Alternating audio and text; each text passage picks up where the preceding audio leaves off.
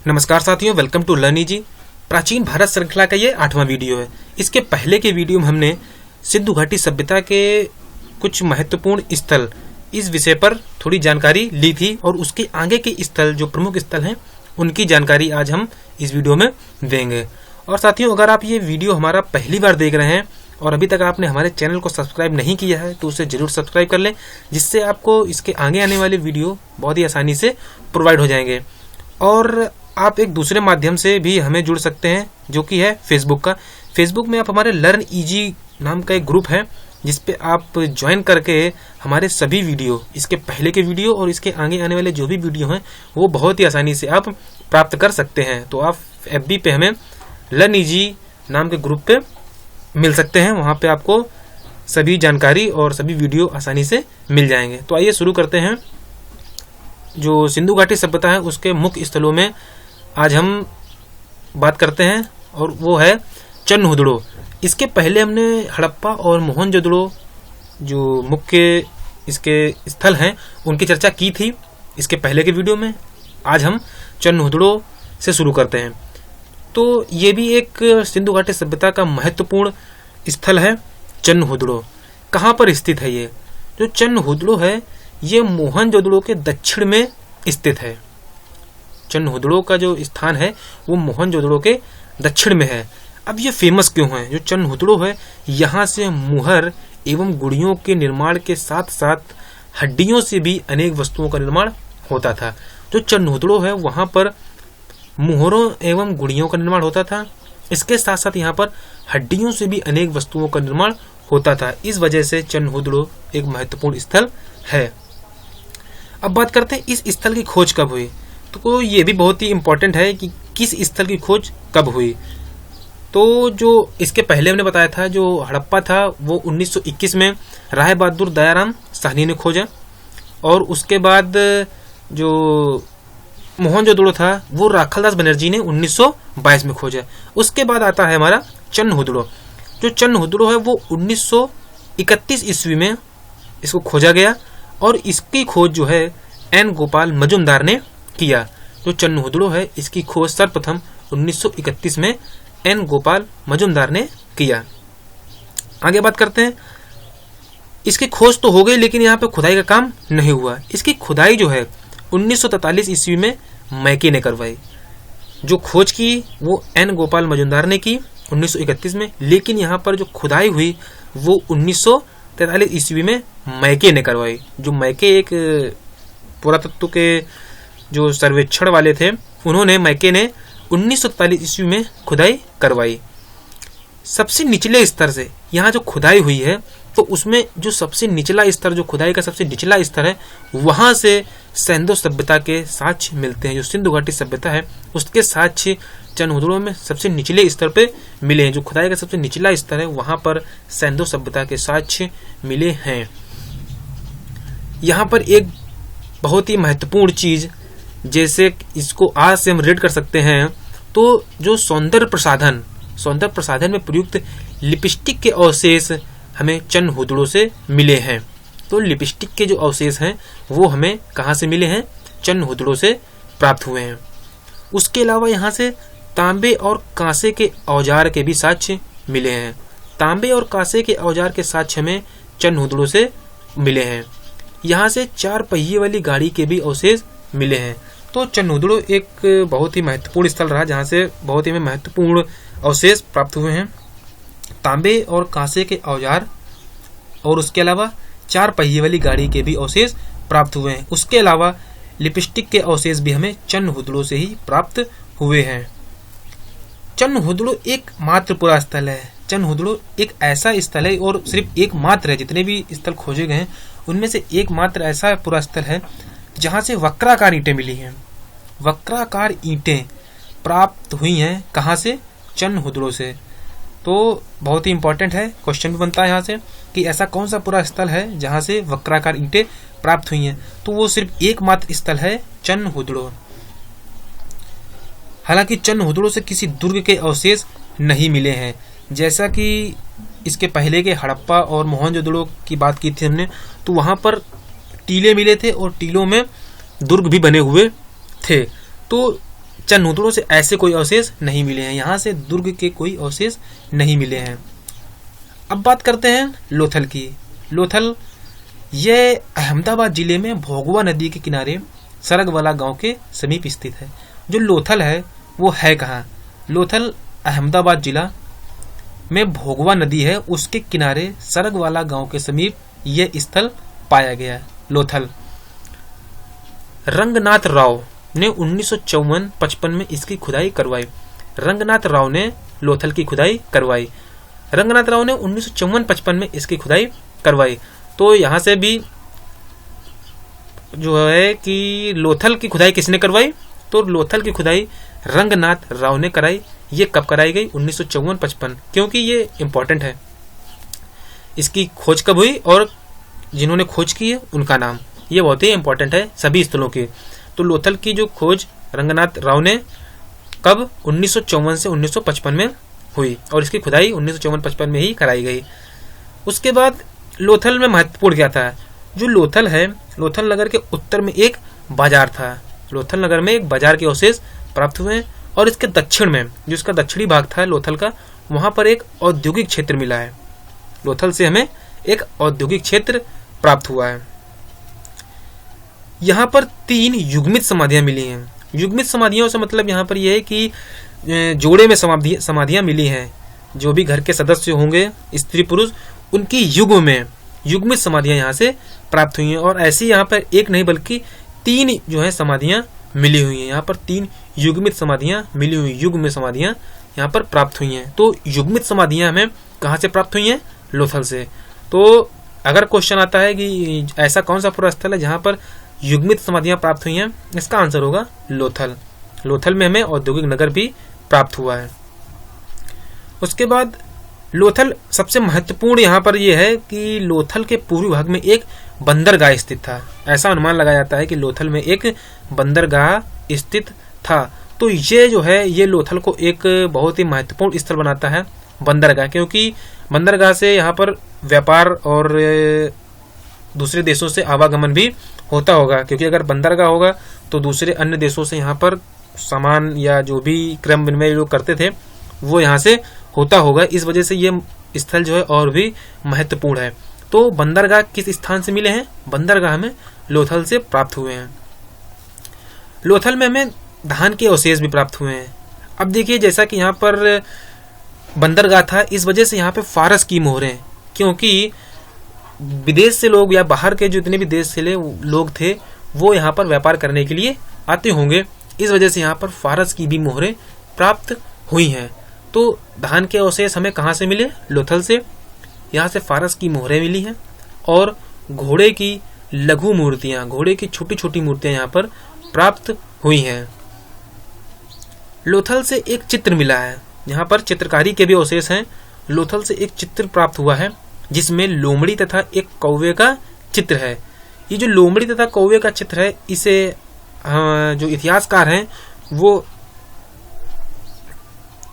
जो लोथल से एक चित्र मिला है जिसमें लोमड़ी तथा एक कौवे का चित्र है। जो लोमड़ी और कौवे का जो चित्र है वो प्रेजेंट में जो भारत की जो कथाएं हैं, प्राचीन कथाएं, उनसे यहाँ पर इनको रिलेट किया गया है।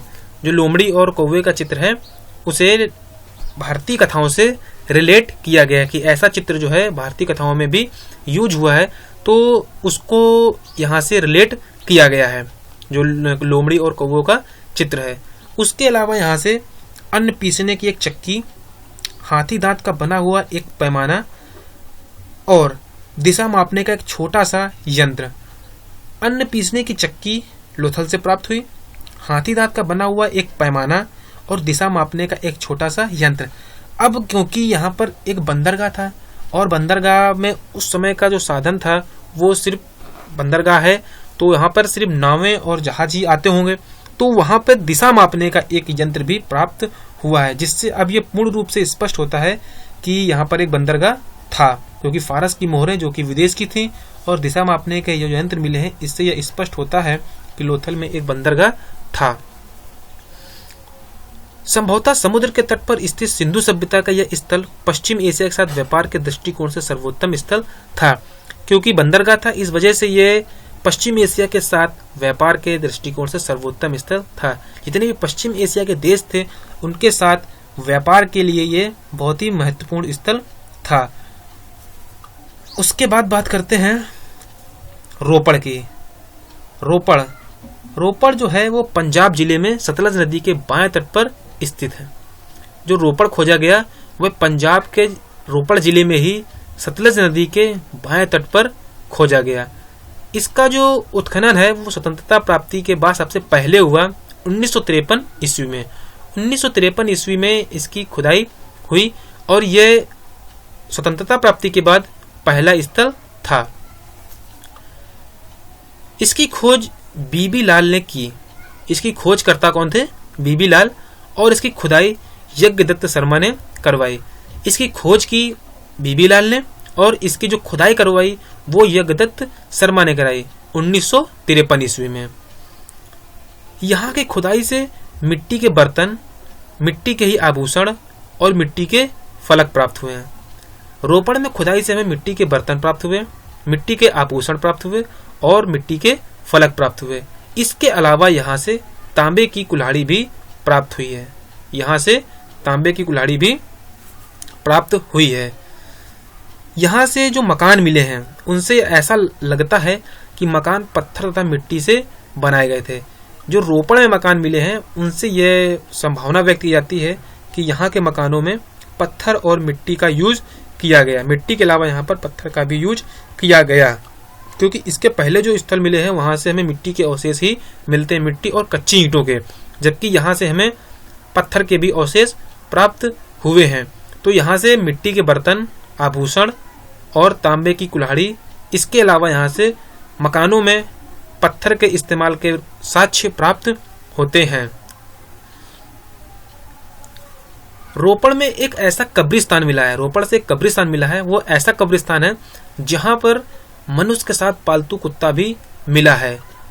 मनुष्य के साथ पालतू कुत्ता मिला है, इससे यह प्रतीत होता है कि जो पालतू कुत्ता है वह बहुत पहले से जो लोग हैं उनका साथी है। जैसा कि अभी भी हम लोग जो कुत्ता है वो पालतू पशु है, तो उस समय भी मनुष्य के लिए एक पालतू पशु का काम करता था और ये विश्वास प्रिय होगा। इस वजह से जो है वहां के कब्रिस्तानों में मनुष्य के साथ पालतू कुत्ते को भी दफनाया गया।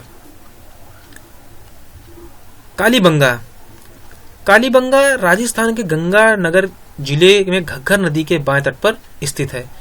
जो कालीबंगा है वह राजस्थान में स्थित है और राजस्थान का जो गंगानगर जिला है, गंगानगर जिले में घग्गर नदी के बाएं तट पर यह स्थल स्थित है कालीबंगा की खुदाई बीबी लाल एवं बीके थापड़ द्वारा 1953 ईस्वी में शुरू की गई। कालीबंगा की खुदाई किसने की? बीबी लाल एवं बीके थापड़ ने। बीबी लाल एवं बीके थापड़ ने कालीबंगा की खुदाई 1953 ईस्वी में शुरू की। हड़प्पा तथा मोहनजोदाड़ो की तरह यहाँ भी सुरक्षा दीवार तथा टीले पाए गए। जैसा कि हमने इसके पहले वीडियो में बताया था कि हड़प्पा और मोहनजोदड़ो में टीले पाए गए थे और वहां पर सुरक्षा की दीवारें बनाई गई थी। इसी तरह कालीबंगा में भी सुरक्षा की दीवारें और टीले पाए गए। हड़प्पा और मोहनजोदड़ो से यहाँ पर समानता ये है कि सुरक्षा की दीवारें और टीले कालीबंगा में भी पाई गई। कालीबंगा से हमें जुते हुए खेत के प्रमाण मिले हैं। ऐसा यहाँ पर प्रमाण पाए गए हैं कि यहाँ पे लोग जो है खेतों की जुताई करते थे, तो जुते हुए खेत के प्रमाण हमें कालीबंगा से प्राप्त हुए हैं। और ये क्वेश्चन यहाँ से इम्पोर्टेंट बनता है कि जुते हुए खेत के प्रमाण हमें कहाँ से मिले हैं, तो जुते हुए खेत के प्रमाण कालीबंगा से प्राप्त हुए हैं। आगे बात करते हैं, रोपड़ में ही यहाँ पर मकानों में कच्ची ईंटों का प्रयोग हुआ है। रोपड़ के जो मकान बने हैं या जो मकान के अवशेष प्राप्त हुए हैं वहां से कच्ची ईंटें प्राप्त हुई हैं, लेकिन इसके अलावा जो नाली और कुएं थे, जो रोपड़ के नाली और कालीबंगा के जो नाली और कुएं थे वहां पे पक्की ईंटों का प्रयोग होता था। कालीबंगा के जो मकान थे वहां कच्ची ईंटों का यूज होता था, लेकिन वहां की जो नालियां और कुएं थे उसमें पक्की ईंटों का प्रयोग होता था। कालीबंगा से काली चूड़ियों के अवशेष प्राप्त हुए हैं। जो मिट्टी के बने हुए थे। कालीबंगा से काली चूड़ियों के अवशेष प्राप्त हुए हैं जो कि मिट्टियों के बने हुए थे। अगला स्थल है सुरकोटदा। सुरकोटदा यह स्थल गुजरात के कच्छ जिले में स्थित है। जो सुरकोटदा है स्थल, यह गुजरात के कच्छ जिले में स्थित है। इसकी खोज 1964 ईस्वी में जगपति जोशी ने की थी। सुरकोटदा के जो उत्खनन करता है वो है जगपति जोशी, और सुरकोटदा को हम 1964 ईस्वी में खोजा गया था। सुरकोटदा की खोज 1964 ईस्वी में हुई और इसकी खोज जगपति जोशी ने की। इस स्थल से सिंधु सभ्यता के पतन के अवशेष दृष्टिगत होते हैं। यहाँ से ऐसे साक्ष्य मिले हैं जिससे ये पता लगता है कि यहाँ पे सिंधु सभ्यता का पतन शुरू हो चुका था। सिंधु सभ्यता के पतन के अवशेष यहाँ से प्राप्त हुए हैं। तो अगर इसको एग्जाम के पर्पस से देखा जाए तो क्वेश्चन यहाँ से बनता है कि सिंधु सभ्यता के पतन के अवशेष कहाँ से प्राप्त हुए हैं, या ऐसा कहाँ से प्रतीत होने लगा था कि सिंधु सभ्यता का पतन यहाँ से शुरू हुआ। तो ऐसा स्थल है सुरकोटदा। सुरकोटदा से हमें सिंधु सभ्यता के पतन के कुछ अवशेष प्राप्त हुए हैं।